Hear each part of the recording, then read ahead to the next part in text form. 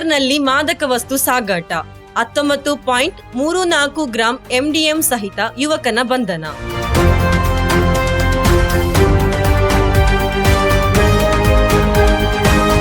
ಸ್ಕೂಟರ್ನಲ್ಲಿ ಅಕ್ರಮವಾಗಿ ಸಾಗಿಸುತ್ತಿದ್ದ 19.34 gram MDMA ಸಹಿತ ಓರ್ವನನ್ನು ಕುಂಬಳೆ ಪೊಲೀಸರು ಬಂಧಿಸಿದ್ದಾರೆ. ದಕ್ಷಿಣ ಕರ್ನಾಟಕದ ಪೆರುಮನ್ನೂರು ಕಲ್ಲಾಪು ನಿವಾಸಿಯಾದ ಸಯೀದ್ ಆಫ್ರಿದಿ ಬಂಧಿತನಾಗಿದ್ದಾನೆ. ಶುಕ್ರವಾರ ಮಧ್ಯರಾತ್ರಿ ಸುಮಾರು 12 ಗಂಟೆಗೆ ಸಿರಿಯಾ ಮುಟ್ಟಂ ಪ್ರದೇಶದಲ್ಲಿ ಪೆಟ್ರೋಲಿಂಗ್ ನಡೆಸುತ್ತಿದ್ದ ವೇಳೆ ಸರ್ವಿಸ್ ರಸ್ತೆಯಲ್ಲಿ ಅನುಮಾನಾಸ್ಪದವಾಗಿ ಕಂಡುಬಂದ ಕರ್ನಾಟಕ ನೋಂದಣಿ ಸಂಖ್ಯೆಯ ಸ್ಕೂಟರ್ ಅನ್ನು ಪೊಲೀಸರು ತಡೆದು ಪರಿಶೀಲನೆ ನಡೆಸಿದರು. ಈ ವೇಳೆ ಆರೋಪಿಯ ಬಳಿ ಇದ್ದ ಮಾದಕ ವಸ್ತು ಪತ್ತೆಯಾಯಿತು ಎಂದು ಪೊಲೀಸರು ತಿಳಿಸಿದ್ದಾರೆ.